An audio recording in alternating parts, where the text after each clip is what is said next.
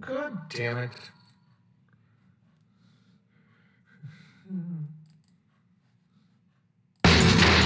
Soon,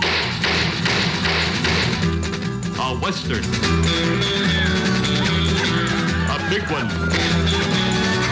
With the thunder of horses. A saloon. Violence. And a train held up by desperados. Led by one of the most notorious figures in the history of the West, the legendary... We find four men with that certain look, cool, intelligent,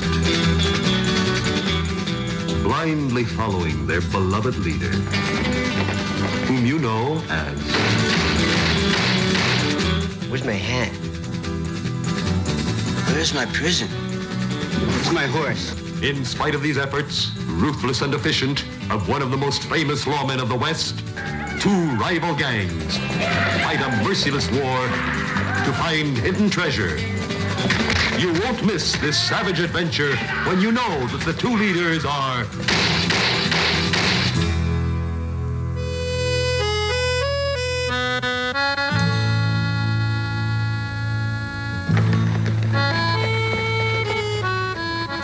and that the ruthless sheriff is...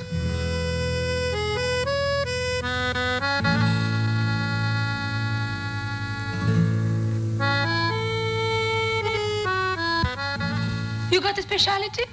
Yes. Lunatics.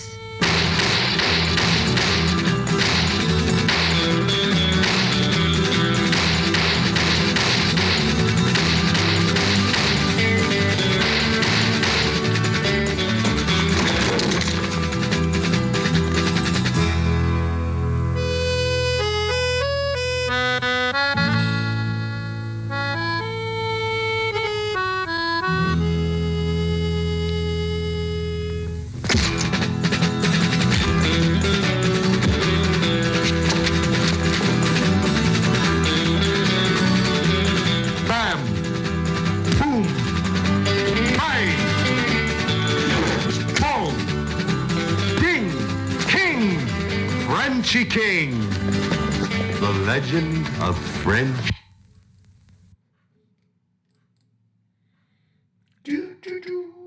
Wee. Here we go. Here we go. This one is going to be interesting. This is the legend of Frenchie King, originally titled Petroleum Women, or something like that. Okay. Now, the ticket box office was starting to get low, and it was starting to get thin. So the producers of these spaghetti western had to think new ideas. They tried the Kung Fu spaghetti western. This one is a sex comedy. Yeah. But the thing is, you could say this is like the woke version, one of the first woke westerns, and role reversing. The women are tough and the men are a bunch of meow. So they become the sex objects. You have Indians, blacks, gays. All right. I'm open, I got an open mind. So let's see. Now, they got the sex goddess from the 50s, Brigitte Bardot, who was well in her 40s, or was it 30s? At this point. So they were selling her sexuality. Back in the 50s in America, we were so puritanical. That's what I meant to say. You know that? I meant to say that. Puritanical. The only thing we had was like Playboy magazine, TNA, which is all right. I can dig that. And they were so desperate to see nudity in the movies that foreign movies became popular in the late 50s in America. There was theaters all over the place of foreign movie theaters. You thought you were going to see a Fellini movie. You saw stuff like this. You know, sex comedy. Because Europeans, they knew the essence of capitalism was exploitation. So, they had nudities, and the husbands say, I'm going to be home late for dinner tonight, and stop at one of these theaters with raincoats, and away they went. Now, the second on bill was Claudia Cardinale. She was the star of one of the greatest spaghetti westerns, Once Upon a Time in the West. This was her role. This came out in 1971. She went from A picture to D picture because it was a silly movie. It was slapstick, and if you perfunctory was the violence. Things that's required to be in a Western.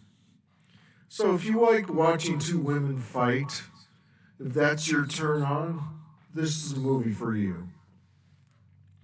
So maybe you like to go see women's basketball. Yeah, I'm sure you're going for the athleticism. So, you know what women's basketball needs? They need trans women in it so they can win some games. At any rate, so this is woke. This is not as bad as Billy Jack. Billy Jack was stone cold woke, but it still had violence in it. But this one, I'll tell you what. The guy who made it, directed it, was Sergio Carnabucci, whatever his name is. This was an embarrassment for him, for all the other decent ones and the good ones he did. This one was the last one I would see that he directed. So I would say I give this a C minus. If you're about to have brain surgery and you're waiting for the drugs to take hold, you could watch this on an overhead TV.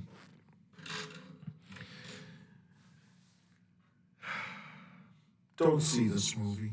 Really, if you're that desperate, you could go to these bookstores that sell old books and get old issues of Playboy. That's better than this crap. Okay? Okay.